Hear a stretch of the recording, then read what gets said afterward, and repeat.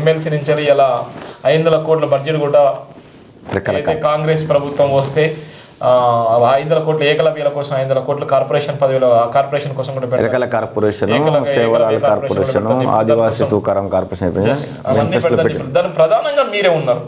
ఈ రోజు చెప్పినట్టుగానే డిసెంబర్లో మిరాకిల్ జరిగిందని రేవంత్ రెడ్డి గారు నిన్న క్రిస్మస్ వేడుకలో పాల్గొని ఎల్బీ స్టేడియంలో ఆయన చెప్పినట్టు కూడా ఉంది. అలానే పార్లమెంట్ ఎన్నికలు కూడా రాబోతున్నాయి. పార్లమెంట్ ఎన్నికల్లో కూడా మీరు రాహుల్ గాంధీని కోరుకోవాలని కూడా చెప్పేటువంటి నేపథ్యం ఉంటుంది. ఇవాళ ఉన్నటువంటి ఏదైతే ప్రభుత్వం ఏర్పడి ప్రభుత్వం ఇది ప్రజలకు అందుబాటులో ఉండేటువంటి ప్రభుత్వం, ఏదైతే అప్పుల కుప్పలుగా ఉన్నటువంటి రాష్ట్రంలో ఇచ్చినటువంటి 6 గ్యారంటీలకు సంబంధించి డిసెంబర్ నెలలో రేవంత్ రెడ్డి గారు అన్నట్టుగానే మిరాకిల్ జరిగిందని చెప్పి ఆ మిరాకిల్ అసలు నిజంగా ఈ 6 పథకాలు సాధ్యమవుతాయా, లేకపోతే ఇప్పుడున్నటువంటి హామీలు అవన్నీ నెరవేరుతాయా? ఇప్పటికే రైతు బంధు కూడా డబ్బులు ఇవ్వలేదు, చాలామంది కూడా ఇబ్బందులు పడే పరిస్థితి ఉంది. ఇవాళ రైతులు కూడా రోడ్లు ఎక్కేటువంటి పరిస్థితి ఉంది. ఇవాళ ఆటో కార్మికులు కూడా రోడ్లు ఎక్కే పరిస్థితి ఉంది. ఇవాళ మహాలక్ష్మి పథకం పెట్టి మహాలక్ష్మి విషయంలో చాలామంది ఏదైతే బస్సులకు ఇచ్చి ఫ్రీ బస్సు ఇచ్చి ఇవ్వడం వల్ల చాలామంది మహిళలకే సీట్లు కేటాయించిన నేపథ్యంలో వాళ్ళు కొట్టుకొని ఇబ్బంది పడేటువంటి నేపథ్యం ఉంటుంది. ఇలా పురుషులకైతే ఏమాత్రం సీట్లు లేని పరిస్థితి ఉంది. అంటే ఇవన్నీ చూస్తున్నాం మనందరం, మనం చెప్పడేం కాదు, చూస్తున్నాం, మన లైవ్లో కూడా చూస్తున్నాం, అన్ని టీవీ ఛానల్ చూస్తున్నాం, సోషల్ మీడియా కూడా వైరల్ నేపథ్యం. ఏం చెప్పాలనుకుంటున్నారు మీరు దీనికి? ఇప్పుడు ఈ కాంగ్రెస్ ప్రభుత్వం ముందు మాట్లాడే ముందు మనం గతంలో 10 ఏళ్ళ నుంచి బీఆర్ఎస్ గురించి కూడా మాట్లాడుకోవాలి. ఎందుకంటే మనము 2014లో సపరేట్ తెలంగాణ అయినాక 60,000 అప్పుతోని 17,000 కోట్ల మిగులు బడ్జెట్తోని మనకు ప్రభుత్వం ఏర్పడింది. కేసీఆర్ గారు వచ్చిన తర్వాత దాన్ని పెద్ద అద్భుతంగా సృష్టిస్తా, బంగారు తెలంగాణ చేస్తా అని చెప్పి అది చెప్పి మభ్య పెట్టుకుంటా మీడియాను, సోషల్ మీడియాను అందరినీ తన గుప్పెట్లో పెట్టుకుంటూ ప్రతిపక్షాలను నిర్వీర్యం చేసుకుంటూ 1,00,000 కోట్లు 2,00,000 కోట్లు ఉన్నాయనుకుంటా వచ్చుకుంటా ఈ 10 సంవత్సరాలు మసిగూసి మారేడుకాయ చేసి తెలంగాణ రాష్ట్రాన్ని అసలు అప్పల కుప్పగా మార్చాడు. ఇవాళ సుమారు 6,71,707 కోట్లు, అంటే సుమారు 7 లక్షల కోట్లు. ఇంత అప్పు చేసి కూడా అంత మనోధైర్యంగా తను, ముఖ్యమంత్రి గారు, వాళ్ళ కొడుకు, మాజీ ముఖ్యమంత్రి గారు, వాళ్ళ కొడుకు, వాళ్ళ అల్లుడు హరీష్ రావు, వీళ్ళంతా అసలు మళ్ళీ ఏం చేద్దామని గెలుద్దామని ఇంత ప్రయత్నించాలో అర్థమవుతలేదు. వాళ్ళకంతా తెలుసు ఈ ప్రజలు ఈసారి మార్పు ఎట్లా కోరుకున్నారంటే, తెలంగాణ రాష్ట్రంలో ఏమో జరుగుతుంది, ప్రతిపక్షాలు మాట్లాడడానికి వాళ్ళ గొంతు లేదు, వాళ్ళని నిర్వీర్యం చేస్తున్నాడు, మీడియాను నిర్వీర్యం చేస్తున్నాడు, మీడియా మీద బహిష్కరణ వేటేస్తున్నాడు, ఎవరు మాట్లాడితే వాళ్ళను అరెస్ట్ చేస్తున్నాడు.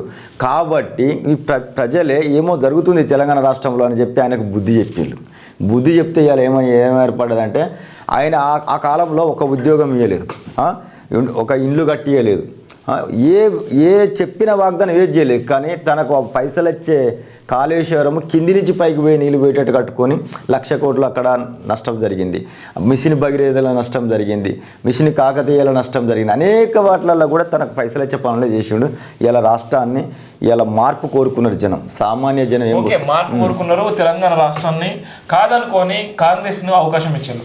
కాంగ్రెస్ ఇచ్చినటువంటి 6 గ్యారెంటీలకు సంబంధించి ఏదైతే ఈ 6 గ్యారెంటీలో ఎప్పుడైతే 7 లక్షల అప్పు అయిందని అసెంబ్లీ సాక్షిగా రేవంత్ రెడ్డి గారు చెప్పిండు, బట్టి చెప్పిండు, ఉత్తమ్ కుమార్ చెప్పిండు, ఉన్నటువంటి దుద్దిల శ్రీధర్ బాబు చెప్పిండు, అందరు మినిస్టర్లు కూడా మొత్తుకున్నారు. కాంగ్రెస్ పార్టీ ఏకంగా డిమాండ్ చేసింది శ్వేతపత్రం విడుదల. ఈ రోజు కూడా శ్వేతపత్రం కూడా ప్రజెంటేషన్ కూడా కేటీఆర్ గారు చేయబోతున్నారు. మేము 7 లక్షల కోట్లు అప్పు చేయలేదు, మేము అభివృద్ధి కోసమే చేశామన్నటువంటి నేపథ్యం కూడా కేటీఆర్ గారు ఈ రోజు ఆయన విడుదల చేసేటువంటి నేపథ్యం ఉంటుంది. ఈ విషయంలో 6 గ్యారెంటీలు ఎప్పుడైతే అసలు ఇప్పుడు కేసీఆర్ గారు మొదటి నుంచి కూడా ఎదురుదాడి చేస్తున్నారు. ప్రజాస్వామ్యం మీద ఎదురుదాడి, ప్రజల మీద ఎదురుదాడి, పత్రికల మీద ఎదురుదాడి, వాళ్ళు కొంత మీడియాను సమీకరించుకొని ఇవాళ ఓడిపోయినా కూడా ఎదురుదాడే మొదలు పెడుతున్నారు. గెలిచిన 10 ఏళ్ళు కూడా కాంగ్రెస్ పార్టీలో ఉన్న ఎమ్మెల్యేలందరినీ కొనుక్కొని ఎదురుదాడి చేసి రాష్ట్రాన్ని అయోమయం చేసి అప్పుల కుప్పగా చేసి 7 లక్షల కోట్లు ఇప్పుడు ఎవరైనా కట్టాల్సిందే కదా. రేపు ఈ ప్రభుత్వం కానీ ఇంకో ప్రభుత్వం అయినా కట్టకుండా అయితే ఇంకోవాడు బయటోడు వచ్చి కట్టడు కదా, దేవుడు వచ్చి కట్టడు కదా. ఇంకా ఎదురుదాడి చేయడం ఎందుకండి? ఈ ఎదురుదాడిని మానుకొని ఈ ప్రజలు ఎన్నుకున్న ప్రభుత్వానికి సంపూర్ణంగా వాళ్ళు మద్దతు తెలపాలి. నిన్నగాక మొన్న ప్రభుత్వం వచ్చింది, అసలు ప్రభుత్వం వచ్చాక మేము ఎట్లా నడిపేయాలనేది ఒక ప్లానింగ్తో వాళ్ళు బయట తీస్తే 7 లక్షల కోట్లు అప్పచ్చింది. ఇది ప్రజల ముందు పెట్టాలి కదా. ఏమో జరిగిపోతుంది, కేసీఆర్ ఎంతో చేసిండు, ఏమో కాంగ్రెస్ ఏం చేయలే అని ఒక బదనాం రావద్దనుకుంటే ఇక్కడ ప్రజల ముందు పెట్టాలి. ఫస్ట్ అది ప్రజల ముందు పెట్టిండ్రు. మీరు క్రియాశీలక ప్రతిపక్షంగా ఉండి ఈ గెలిచిన ప్రభుత్వానికి సహకరించాలి. మేము అది చేసినాము, ఆస్తులు కూడా కట్టినాం. ఏం ఆస్తులు కూడా కట్టినాం, ఏం అభివృద్ధి జరిగింది? 1,00,000 ఎకరాలకు కూడా నీరు రాకపోయే కాళేశ్వరం నుంచి వెళ్ళి అక్కడ 1,00,000 కోట్ల 80,000 కోట్ల వ్యయం జరిగిందని అందరికీ తెలుస్తూనే ఉండే. ఇవాళ విద్యుత్ సంస్కరణల మీద కూడా 85,000 కోట్ల అప్పు వస్తుండే. ప్రతి వ్యవస్థ మీద నీ అప్పు ఉన్నప్పుడు మళ్ళీ ఎదురుదాడి చేయడం, మీడియాను సోషల్ మీడియాను మేనేజ్ చేసుకొని అంతా కొడితే నెల కాలేదు. నెల కాకముందుకే ఏమయ్యా నీ పథకాలు, 10 ఏళ్ళ కాంచెల్లి ఆయన ఉద్యోగం అయిపోయినా ఎవడు అడగలేదు. 10 ఏళ్ళ కాంచెల్లి 100 ఎకరంలో కూడా రైతు బంధు వేసిండు. ఒక్క అరెకరంలోనికి వేసిండు, 100 ఎకరం. ఏ ఒక్కడు కూడా వచ్చి సోషల్ మీడియా ద్వారా 100 ఎకరంలోనికి ఎందుకు ఇస్తున్నారు? ప్రజాధనం దుర్వినియోగం అవుతుంది. సరే పేదోళ్ళకు 3 ఎకరాలకు 5 ఎకరాలకి అని ఒక్క సోషల్ మీడియా మిత్రులు కూడా అడగలేదు. ఎవరు ఇవాళ కాంగ్రెస్ అనగానే ప్రజాస్వామ్యంగా అందరూ ఎలకల కాంచి ఎగురుతున్నాయి. ఏందండి సమయం మనకు 5 ఏళ్ళు ఇచ్చింది గవర్నమెంట్, ప్రజలు సమయం 5 ఏళ్ళు ఇచ్చింది. ప్రభుత్వం ప్రభుత్వాన్ని ఖజానాను చూసుకోవాలి, మళ్ళీ లోతుగా పోకుండా చూడాలి. ప్రభుత్వం తెలియదా 7 లక్షల కోట్ల అప్పు ఉంది, ప్రభుత్వం ఇప్పటికే విచ్చలవిడిగా డబ్బులు కూడా ఖర్చు పెడుతుంది, బీఆర్ఎస్ రావని కాంగ్రెస్ వాళ్ళకి తెలిసి ఎన్నోసార్లు కూడా చెప్పింది కదా. అప్పటికి కూడా ఇప్పుడు చూడు మీడియా మిత్రులకు అందరికీ సాధిస్తున్నాను. ప్రతి ఒక్కరు, నేను కూడా అనుకున్నా కానీ అనేక విధంగా 3-3.5 లక్షల కోట్ల అప్పే ఉంది అనుకున్నాం. ప్రతి ఒక్కరు కూడా ఏమైనా 3 లక్షలు 3.5 లక్షలు ఇట్లే అనుకున్నారు. కానీ ఇంత లోతుగా తోడుతానో తెలుస్తుంది, ఇంకా తోడుతుండో తెలుస్తుంది. ఇప్పుడు ప్రధాన ప్రతిపక్షానికి ఎట్లా తెలుస్తుంది అండి? మాట్లాడలేదు, అసెంబ్లీలో మాట్లాడనీయలేదు, ఎక్కడ మాట్లాడనీయలేదు. గొంతే నొక్కబట్టే ధర్నా చేయనీయపోయే, నిరసన చేయనీయపోయే, మీడియా మిత్రులు కూడా రాయపోయాయి. ఎప్పుడు కూడా మీడియా మిత్రులు 6 లక్షలు 7 లక్షల కోట్లు అప్పున రాసిల్లా. సరే ఇవాళ ప్రజలు ఎన్నుకున్న ప్రభుత్వం వచ్చింది, దానికి సమయం కావాలి. ఇప్పుడు ఆల్రెడీ 2 వాగ్దానాలు నెరవేర్చింది 6 గ్యారెంటీల్లో. ఇంకో 2 వాగ్దానాలు 28వ తారీఖు నాడు మా పార్టీ వ్యవస్థాపక దినం రోజు నెరవేర్చబోతుంది.